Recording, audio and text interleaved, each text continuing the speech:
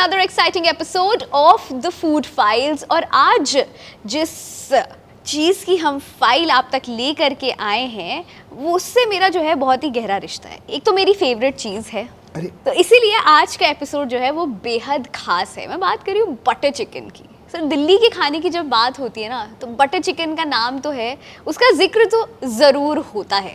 तो आज पुष्पेश जी के साथ हम इसी फाइल को खोलेंगे और जानेंगे कि आखिर बटर चिकन जो है उसका इजाज़ कैसे हुआ। आपने जो जिक्र किया कि इस डिश का आपके साथ ख़ास पर्सनल रिश्ता है, लगाव है, तो मुझे लगता है कम से कम एक बात तो साफ हो गई। जो अक्सर कहा जाता है कि बेचारे मुर्गे की जान गई और मज़ा नहीं आया, ऐसा नहीं हुआ है। ऐसा नहीं हुआ जो मुर्गी, जिस मुर्गे ने अपनी जान गंवाई है वो आपके कम से कम दिल में एक ख़ास जगह है और याद किया जाता रहता है।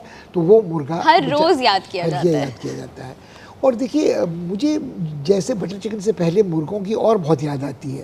कहते हैं ना कि मुर्गा बांग नहीं देगा तो क्या सवेरा नहीं होगा, और फिर लोग कहते हैं घर की मुर्गी दाल बराबर। तो मुझे हमेशा लगता है कि घर की दाल मुर्गी से बेहतर होती है वैसे अगर आप देखें। मगर कुछ मुर्गी का कुछ खाना ऐसा है, और वो भी बटर चिकन का, कि वो ऐसा हल्ला हुआ है कि दुनिया भर में अब लोग कहते हैं कि विलायत में जो मुर्ग टिक्का मसाला डिश है, चिकन टिक्का मसाला, यूके की तो नेशनल डिश भी है। तो वो जो मार पीट के बना दी उन्होंने, तो उसने फिश एंड चिप को स्थापित कर दिया है। तो वो भी बटर चिकन का एक वेरिएशन आप कह सकते हैं। बिल्कुल। मगर जहाँ तक बटर चिकन का मामला है, मुझे लगता है कि ये डिश जितना इसके साथ बहस है, कंट्रोवर्सी है, वो नाजायज़ है। क्योंकि ये ऐसी डिश है जो अपने आप में बहुत साधारण है। अब आज देखिए जो बहस चल रही है, जो हाई कोर्ट तक पहुंची हुई है कि इसको ईजाद किसने किया, मोती महल के मालिक गुजराल साहब ने किया या उनके जो पार्टनर थे जग्गी साहब थे जो मोती महल में उनके साथ थे, मगर आजकल उनके वारिस, जग्गी साहब के वारिस दरियागंज चलाते हैं, उन्होंने किया। कहानी अपने आप में बड़ी दिलचस्प है। जो ओरिजिनल कहानी है वो कुछ इस तरह की है जिससे दोनों को एतराज़ नहीं है। ये 3 दोस्त थे जो लाहौर में कहीं काम करते थे या पेशावर में काम करते थे। उनका रेस्टोरेंट चलता था, और रेस्टोरेंट क्या था, ढाबा था, होटल था, हर चीज़ को हम आज रेस्टोरेंट मानते हैं। छोटा सा होल इन द वॉल भी हो सकता है, जहाँ बड़ा लजीज मुर्ग बनता था। अब बहस इस बात को ले के है कि उस रेस्टोरेंट में बटर चिकन बनता था कि नहीं बनता था, या तंदूरी चिकन बनता था, या मुर्ग की कोई और डिश बनती थी। ये जानना हमारे लिए महत्वपूर्ण है, क्योंकि बीबीसी वालों ने एक अच्छा प्रोग्राम किया था, बीबीसी पाकिस्तान ने, और उसमें जो वहाँ उनकी कॉरेस्पॉन्डेंट हैं उन्होंने काफ़ी रिसर्च की थी। वो उन सारी जगहों में गई जिनका जिक्र मोती महल के मालिकों के वारिस गुजराल साहब अपनी किताब में करते हैं। तो उन्होंने जितनी जगह तलाश किया, उनको ये तो पता चला कि यहाँ इस नाम का एक होटल था, इनको ये भी पता चला कि यहाँ कुछ लोग ये जो काम करते थे, मगर बटर चिकन का जिक्र कहीं किसी मेन्यू में या किसी अखबार में या खबर में देखने को उनको नहीं मिला है।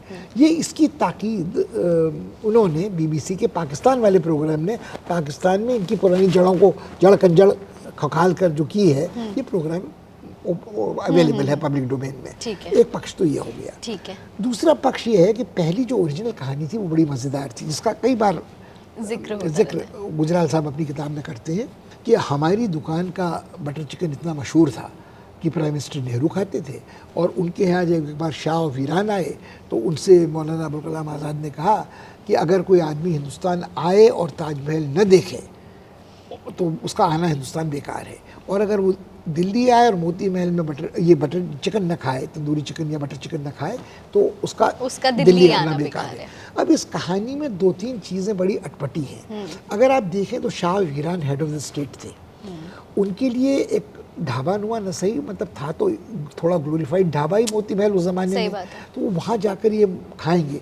वो परहेजी थे या नहीं थे, रज़ा शाह पहलवी तो नहीं थे, मगर मौलाना आज़ाद तो मौलाना थे, खाने के शौकीन थे। अल-अहराम यूनिवर्सिटी से आलिम फाजिल पढ़ के आए थे। उनके बारे में ये कहना कि उन्होंने किसी को ये राय दी हो खाने के बारे में, तुम जाके किसी पंजाबी के यहाँ वो मुर्ग खाओ, मेरे गले के नीचे नहीं उतरता, क्योंकि हलाल है मुर्ग की, झटका मुर्ग है, वो बहुत फ़र्क है।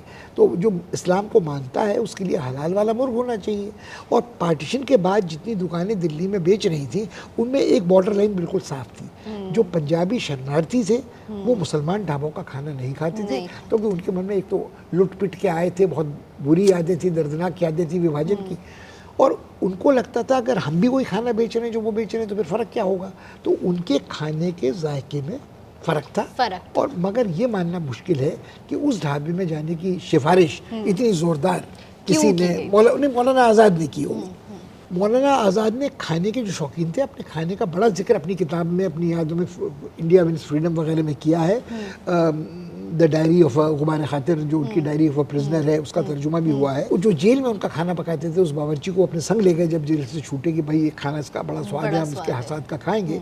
वो कई चीज़ों का जिक्र, उनके खाने के शौक़ का जिक्र नेहरू ने डिस्कवरी ऑफ इंडिया में भी किया है। मगर ये बात थोड़ी अटपटी लगती है। अब हकीकत क्या थी कि इंदिरा गांधी के दो बच्चे राजीव गांधी और संजय गांधी उस ज़माने में देहरादून में दून स्कूल में पढ़ते थे। जब वो दून स्कूल से पढ़ के आते थे तो वो तो हॉस्टल का खाना खाते थे। जब वो प्राइम मिनिस्टर्स रेजिडेंस में तीन मूर्ति में आते थे तो उनको इधर उधर का खाने का शौक़ होता था। तो उनके लिए तब बड़ा चर्चा था, तंदूरी चिकन बड़ा मशहूर था मोती महल का। तो उनके लिए कहा जाता है, हम भी तब बच्चे थे और उन दिनों हमने भी सुना था कि वहाँ से चिकन उनके लिए तीन मूर्ति हाउस में जाता है। और जाहिर है जब खाते थे तो उसका जिक्र और मेहमानों के साथ भी होता था। वो आइजनहावर हो कि मलका इंग्लिस्तान क्वीन एलिजाबेथ हों, जी कैनेडी हों, मगर कहीं भी उनके सफ़रनामों में जिक्र नहीं मिलता कि उन्होंने यहाँ मोती महल में जाके ये बटर चिकन खाया था एट्सेट्रा। मेरा ये मानना है कि तंदूरी चिकन दिल्ली में मशहूर हुआ पंजाबी शरणार्थियों के आने के साथ, और उसको मशहूर बनाने का श्रेय निश्चित रूप से मोती महल को दिया जाना चाहिए। मगर एक पक्ष और है, मोती महल अकेला ऐसा रेस्टोरेंट नहीं था जो तंदूरी चिकन बना रहा था। आप देखें जो कुछ ऐसे भी खाना बनाने वाले थे जो विभाजन के पहले हिंदुस्तान आ चुके थे, जिनमें से एक यूनाइटेड कॉफ़ी हाउस के मालिक थे जो मेरे ख्याल में 43-44 में आ गए थे। ऐसे ही एक क्वालिटी होटल के मालिक पीएल लांबा थे जो खैबर रेस्टोरेंट चलाया करते थे कश्मीरी गेट के आसपास, और उनका एक होटल क्वालिटी भी था। गई साहब उनके ब्रदर इन लॉ पार्टनर भी थे, उनके संग गेलॉर्ड भी चलता था। गेलॉर्ड इंग्लिस्तानी खाना बनाता बेचता था, वहाँ बैंड बजता था, डांस होता था, मगर क्वालिटी में कॉन्टिनेंटल खाना भी मिलता था और कुछ हिंदुस्तानी खाना भी नाम मात्र का मिलता था। पिंडी छोले भी मिलते थे, भटूरे भी मिलते थे और तंदूरी खाना भी मिलता था। तो और यूनाइटेड कॉफ़ी हाउस में भी मिलता था। अगर ऐसे ही आप देखें तो काकेदा ढाबा भी एक होटल था जो काकेदा होटल कहलाता था, जो आउटर सर्कल में था। अगर उनकी जीवनी आप देखें तो वो भी बड़ी दिलचस्प है। वो कहते हैं कि वो बटर चिकन तब नहीं बनाते थे, वो सिर्फ तंदूरी चिकन बनाते थे और चिकन की ग्रेवी बनाते थे। रोस्ट आइटम बगल में नेशनल वाला बेचता था। मगर मज़ा क्या था कि वो कहते थे कि मैं जेल में गुजराल साहब के साथ रहा था। गुजराल साहब प्रधानमंत्री बनने के कई बरस पहले एनडीएमसी के वाइस चेयरमैन थे और दुकानों का बंटवारा कनॉट प्लेस के बाहर शरणार्थियों को उन्होंने किया था। तो उसमें जो काकेदा के मालिक थे उन लाला जी ने भी अपनी दुकान खोली थी, वहाँ भी तंदूरी चिकन मिलता था। और अगर आप देखिए तो आज जो पंडारा रोड की बाज़ार है उसमें गुलाटी भी है, उसमें पिंडी भी है और उसमें और 2-3 आपको दुकानें मिलेंगी। ये सब वो लोग हैं जो रेडी पे ठेले पे जिन्होंने पहले खोमचे पे काम शुरू किया, मगर 50 के दशक के शुरू तक ये भी पंजाबी खाना बेचने बनाने लगे थे। अब जो बात मैं इतने विस्तार से आपसे कह रहा हूँ उसका कारण है। एक बड़ी रोचक आत्मकथा खाने और स्वाद के बारे में सीमा चिश्ती ने लिखी है, जो BBC में भी काम कर चुकी हैं, अब वायर में काम करती हैं, शौकीन हैं, और उन्होंने इस किताब में अपने संस्मरण लिखे हैं। उनके पिता चिश्ती साहब अनीश चिश्ती पत्रकार थे और दिल्ली में रहते थे, लखनऊ से उनके कुछ ताल्लुक़ था। माता जी उनकी सुमित्रा थी जो आंध्र प्रदेश की रहने वाली थी। तो उनके घर में खाने की 2 स्ट्रीम्स का संगम था, तो और वो खाने की शौकीन थी। तो उन्होंने अपनी शादी के मौके का जिक्र किया है, तो उसमें उल्लेखनीय बात क्या है कि उसमें एक संस्मरण सेंट स्टीवंस में जो हिस्ट्री के प्राध्यापक थे और रोड स्कॉलर भी रहे हैं, उनका था। उनका ये कहना था कि मैंने पहली बार तंदूरी चिकन सीमा जी की शादी के मौके पे खाया, जिसकी दावत मेरे ख्याल में राजकमल प्रकाशन की जो मालकिन तब थी, लेफ्टिस्ट थी, उनका था। अब उसमें सोचने की बात क्या है कि मुसलमान लोगों को तो परहेज़ गोश्त खाने से नहीं था, वो तो सब कुछ खाते थे, मगर कहीं न कहीं विभाजन के बाद ये फ़र्क था कि तंदूरी खाने को वो दर्जा नहीं दिया जाता था खाने के शौकीन मुसलमानों के बीच जो बाद में अब आजकल कॉमन हो गया। अब तो common तो जहाँ जिसे हम तंदूरी चिकन कहते हैं उसके बदले वो लोग जिसे roast chicken, fried chicken Jama Masjid के इलाके में कहा जाता है, वो खाया जाता था। तंदूरी चिकन का तब रिवायत नहीं थी। अब अगर आप इन सारी बातों को ध्यान में रखें, अब हम पहुंचते हैं कि जन्म कैसे हुआ बटर चिकन का। कैसे हुआ वो कहानी जो है वो बड़ी रोचक है। वो उस कहानी को हमने अधूरा छोड़ दिया था। 3 दोस्त थे जो कहीं काम करते थे, विभाजन के बाद भटक गए थे, बिछुड़ गए थे। सबकी कहानी वक्त फिल्म किसी हो गई थी, जलजला हो गया था, एक भाई यहाँ दूसरा भाई वहाँ, सब इधर उधर किस्मत नगर मिला दिया, मिलेंगे कब भी। एक ठेके पे दारू की दुकान पे एक दिन उनमें से अचानक उनकी भेंट हो गई कि तू क्या खड़ा है, तू क्या कर रहा है, तो हम क्या कर रहे हैं, तो कुछ नहीं कर रहे हैं, खाली पड़े हैं, तो क्यों नहीं कुछ धंधा शुरू करते हैं, क्या करें जो वहाँ करते थे। ये कहानी गुजराल साहब भी अपनी किताब में बयान करते हैं। तो उन्होंने कहा मिल के काम शुरू करते हैं। कोई उनका दोस्त था जिसने 15,000 रुपये, उस ज़माने के 15,000 रुपये बहुत बड़ी रकम थी, उनको दे दिए और इन्होंने मोती महल में वो दरियागंज में इन्वेस्ट कर दिया। कवालियाँ गाई जाती थी, बड़ी बड़ी मूँछों वाले तुर्रे के साफे पहने लोग, वही वक्त फिल्म इसीलिए मुझे याद आती है, वो मेरी जोहरा ज़मी वाली। वो कवाली भी होती थी और खाना भी होता था, मगर उसका माहौल ढाबे से बेहतर और रेस्टोरेंट से कमतर था। अब इन 3 दोस्तों में जो दोस्त हमारे लिए इम्पोर्टेंट हैं वो जंगी साहब और गुजराल साहब हैं।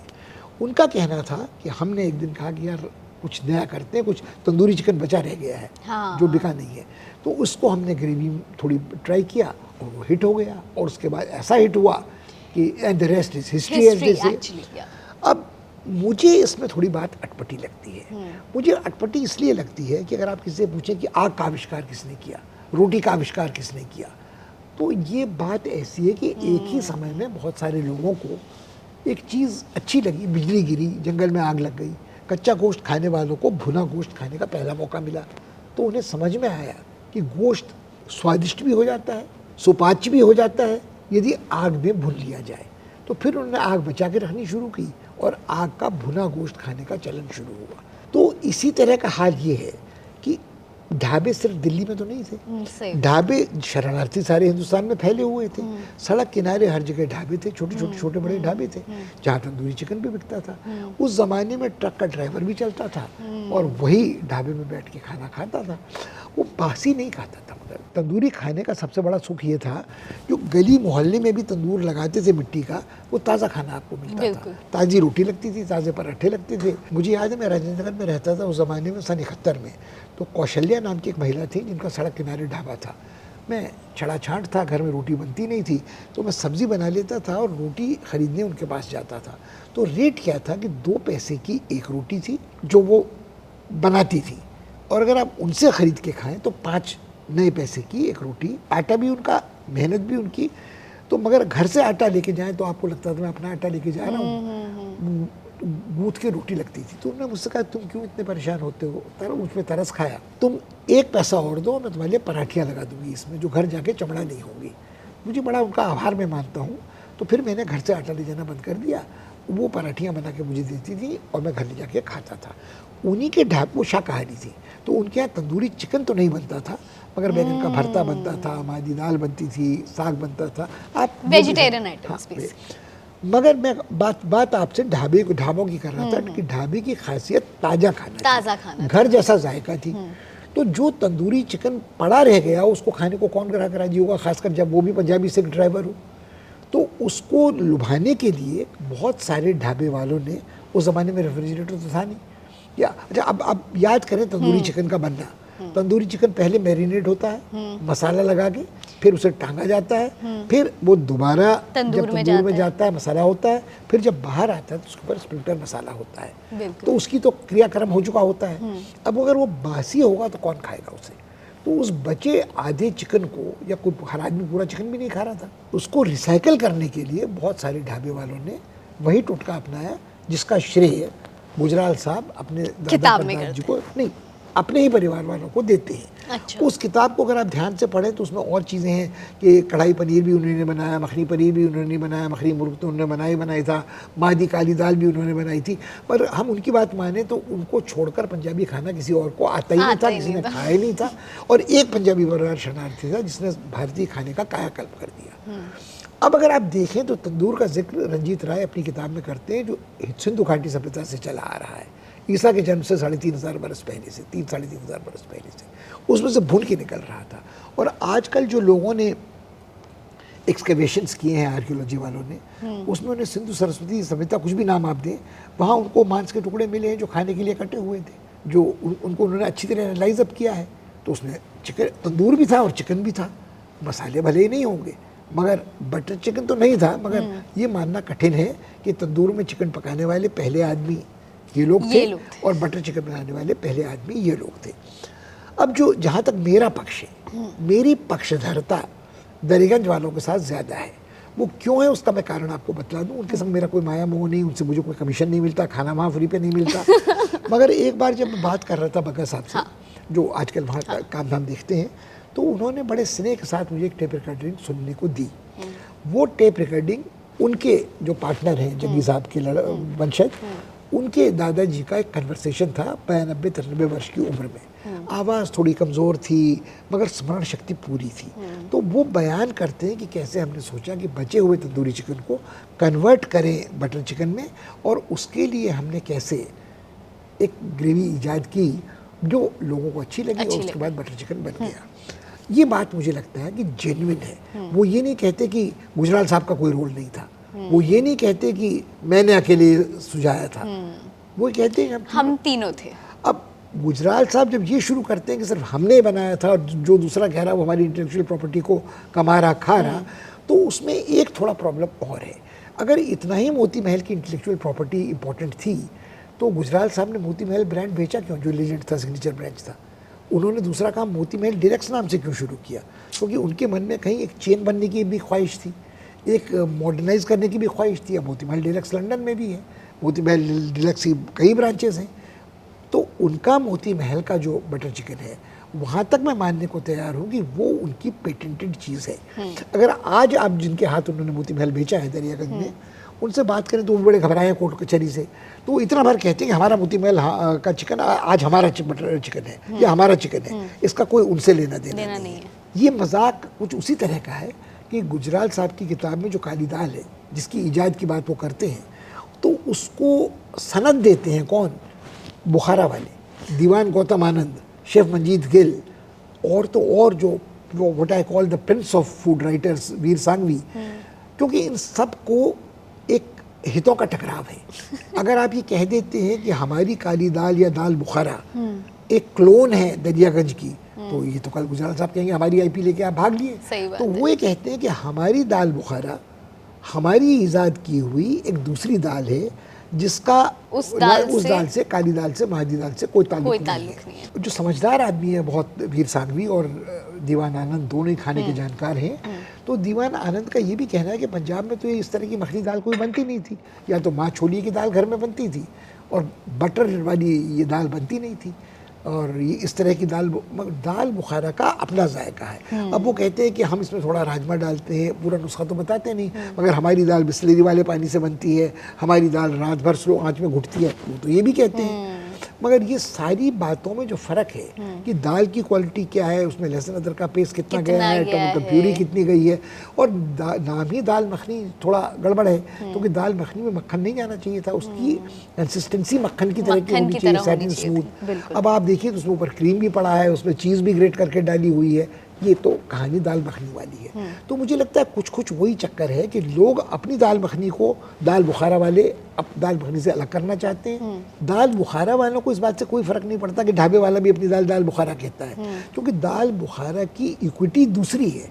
वो उस रेस्टोरेंट में जाके खाना है जहाँ बाराक ओबामा ने खाया है, हेनरी क्लिंटन ने खाया है, जहाँ राजकुमार ने जापान के खाया है। एक्सपीरियंशियल है, एम्बियंस की बात है, और वो अच्छी दाल बुखारा का जायका है, because they have the best quality ingredients. कोई भी ढाबे वाला कितना भी ईमानदारी से खाना पकाए can not have the kind of food costs and can not charge the client कि भैया 2,000 रुपये की दाल है, वो तो कोई आपको देगा नहीं देगा। तो आपकी दाल में और दूसरी दाल में फ़र्क हुआ, उनको फ़र्क नहीं पड़ता। मगर बात हम दाल की नहीं कर रहे थे, हम बटर चिकन की कर रहे थे। अब आज शायद ही कोई रेस्टोरेंट होगा जहाँ आपको बटर चिकन नहीं मिलेगा। सही बात है। अब एक बटर चिकन और है जो हाल के दिनों में बड़ा फेमस हुआ है। बस मैं उसी के बारे में बात करने वाली थी। असलम का एक बटर चिकन है जिसके अंदर सिर्फ तंदूरी चिकन रहता है, मक्खन रहता है, क्रीम रहती है और मसाले रहते हैं, और वो भी क्लेम करते हैं कि ये असली बटर चिकन है। नहीं, देखिए असलम भाई का बटर चिकन मेरे ख्याल में जाहिर है कि एक असली बटर चिकन है, मगर उसका वो मखनी बटर चिकन से कोई लेना देना नहीं है। नहीं। वो चिकन है जिस पे आप छाया देख सकते हैं चिकन अला कीव की। जो चिकन अला कीव होता है कि बोनलेस चिकन की ब्रेस्ट को आपने कार्व किया, उसके भीतर मक्खन भर दिया, मखनी ग्रेवी है, वो सफ़ेद ग्रेवी वाला अवधि जो मखनी मुर्ग होता है, हाँ। उसका मज़ा कुछ और है। मगर वो ये बटर चिकन नहीं है। जो बटर चिकन आदमी बटर चिकन कह के पहचानता है, वो लाल सुर्ख टमाटर की ग्रेवी वाला कुछ मिठास लिए हुए मखनी मुर्ग है। उसमें जो मुर्ग मेरे ख्याल में मशहूर हुआ है हाल में, वो सारांश गोयलास बटर चिकन है। Yes. जिसको लेके भी बड़ा झगड़ा हुआ गोयला था। Butter chicken. मगर गोयला बटर चिकन में मेरा मानना है कि सारांश गोयला ने निश्चित रूप से एक अपना बटर चिकन बनाया है, और जैसे मोती महल वाले या दरियागंज वाले हट कर सकते हैं कि हमारा बटर चिकन है, सारांश गोयला का दावा बिल्कुल जायज़ है कि मेरा बटर चिकन है। मैं कब आपसे कह रहा हूँ कि मोती महल का बटर चिकन है। इसके मसाले फ़र्क है, इसकी ग्रेवी फ़र्क है, इसको बनाने का तरीका बहुत फ़र्क है, और वो मेरी अपनी ब्रांड इक्विटी है। वो एक सेलिब्रिटी शेफ़ है, खाने के शौकीन है। उनसे कई बातों में मेरा ना इत्तेफाकी है। कभी वो कहते हैं कि butter chicken came to India because ये बर्मेनी से बनता था और उसमें एक वो बोके गारनी पड़ती थी, और फ्रेंच लोग जिस तरह खाना बनाते थे उससे इसका असर है। मुझे लगता है कोई फ्रांस का इससे लेना देना नहीं है। मगर चूंकि उस दिन सारांश गोयला फ्रेंच एम्बेसी के एक फंक्शन में थे, तो जाहिर है गालिब वजीफ़ा खोरो दो शाह को दुआ वाली बात हो रही थी। मगर सारांश गोयला बहुत अच्छे गिफ्टेड शेफ़ हैं, और वो अपने खाने को जानते पहचानते हैं, और मेरे ख्याल में उनका बटर चिकन खाने में बड़ा मज़ेदार है, बहुत टेस्टी है। अब ऐसे अगर आप अमृतसर में चले जाएं तो आपको बिट्टू का बटर चिकन मिल जाएगा, जो अपने मसालों से बटर चिकन बनाते हैं। अब तो रेडीमेड बटर चिकन के मसाले भी मिलते हैं, जैसे हम लोग पहले जिक्र करते हैं कि एक तरह का गरम मसाला ये बटर चिकन मसाला भी है। और बटर चिकन की खासियत ये है कि इसको घर में बनाना बड़ा आसान है। बनना तो ये तंदूरी चिकन से चाहिए, अगर मान लीजिए तो एक्चुअली में ये जैसे आप क्लैरिटी दे रहे थे, बनना तंदूरी चिकन से ही चाहिए, लेकिन घर में वो फीसिबिलिटी नहीं है। मैं अपने शब्द वापस लेता हूँ, जैसे कंगना रावत ने वापस लिए हैं कि बनना चाहिए नहीं कहना चाहिए।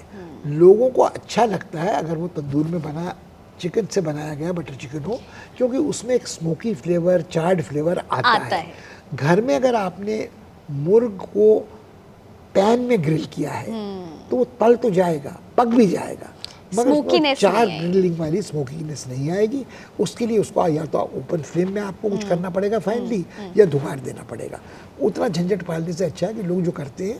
एक आजकल और प्रॉब्लम है, जब आप कहीं बटर चिकन खाने जाएं तो वो आपसे पूछता है बोनलेस या बोन वाला। अब वो ढाबे में तो बोनलेस कोई रिवाज था ही नहीं, जो तंदूरी चिकन होता था या बटर चिकन होता था, और जो हड्डी से निचोड़ के खाने में आता है मज़ा, जिसे कहते हैं, सही बात है, उसका मज़ा ही कुछ और है। तो मुझे लगता है कि बटर चिकन घर में बनाना बहुत आसान है। आपने अच्छे 12 टमाटरों की नहीं, देसी टमाटरों की प्यूरी बनाई, उसमें थोड़ा चीनी मिलाई, थोड़ा नमक और लाल मिर्च मिलाया, आपने सफ़ेद बिना नमक के मक्खन को गलाया, और उसमें पहले आपने पैन में थोड़ा ग्रिल कर लिया, पक गया आपके चिकन। जब पक गया तब आपने उसमें ग्रेवी शामिल की और ग्रेवी में पकाया, और उसमें मिनिमल मसाले पड़ते हैं, कुछ पड़ते ही नहीं है। तो मेरे ख्याल में वो घर में बड़ा अच्छा लगता है। अब क्यों अच्छा लगता है, इसके कई कारण हैं। अगर आप परिवार वालों के साथ किसी रेस्टोरेंट में खाने जाइए तो बच्चे भी हैं, बुजुर्ग भी संग में हैं। बुजुर्ग शायद गोश्त नहीं खा रहे हैं किसी भी कारणवश, मान लीजिए कुछ बुजुर्ग होते हैं तो जिनकी दाढ़ में खून लगा हुआ है, वो तो खाते ही खाते सिर्फ गोश्त खोरे होते हैं, तो वो अपने लिए एक मखनी पनीर मंगा लेंगे। और जो बच्चे हैं वो बोनलेस मखनी मुर्ग मंगा लेंगे, बटर चिकन मंगा लेंगे।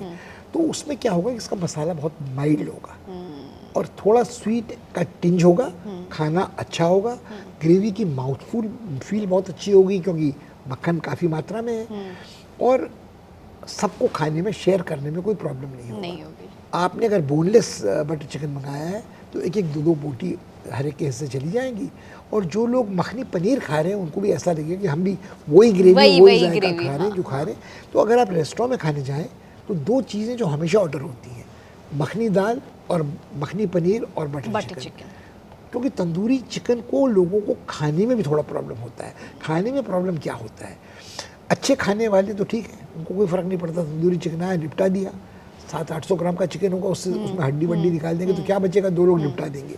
फिर हड्डियों का ढेर किनारे लग जाएगा जो दूसरे खाने वालों को और साथ खाने वालों को खटक सकता है।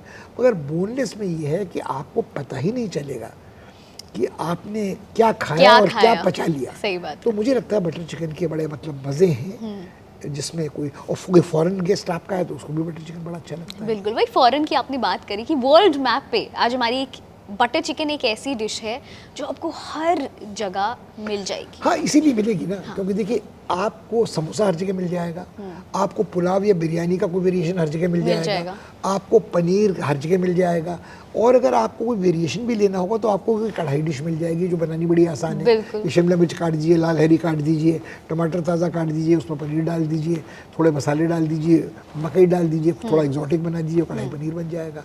तो कढ़ाई चिकन, कढ़ाई पनीर एक बिरादरी के हैं, बटर चिकन और मखनी पनीर एक बिरादरी के हैं। और इसमें मुझे लगता है कि सबसे बड़ा आकर्षण ये है कि बनाना बहुत आसान है और कंसिस्टेंसी रखना बहुत आसान है। ये तो एकदम सही बात है। आजकल हेल्दी बटर चिकन भी चलने लगा है कि डाइट वाले भी ये बटर चिकन खा सकते हैं अगर उसमें से मक्खन हटा दें। नहीं, उसमें से मक्खन हटा देंगे तो फिर बचेगा वही तो वो फिर बटर चिकन तो हुआ ही नहीं। मगर मेरे ख्याल में देखिए, आपसे ये भी कोई नहीं कह रहा कि ग्रेवी आप कटोरे में लेके पीना शुरू कर दीजिए।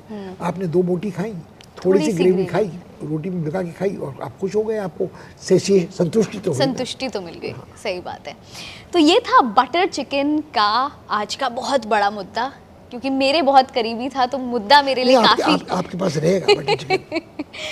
तो सर, बटर चिकन मतलब है तो हिंदुस्तान की ही 100% खालिस ढाबे की इजाद है, और हर ढाबे वाला कह सकता है मेरी इजाद। ये मेरी इजाद है, मतलब बटर चिकन जो है वो हमारा ही है। वहीं एक और जो मुद्दा था, कंट्रोवर्शियल मुद्दा, कि बटर चिकन असलम वाला जिसमें बटर डाल के मसाले डाल करके बनाया जाता है, क्या वो वाला असली बटर चिकन है या फिर मखनी ग्रेवी वाला? देखिए, कोई भी असली और नकली नहीं है। जब आप कह रहे हैं कि असलम वाला, हाँ, तो ये असलम का बटर चिकन है।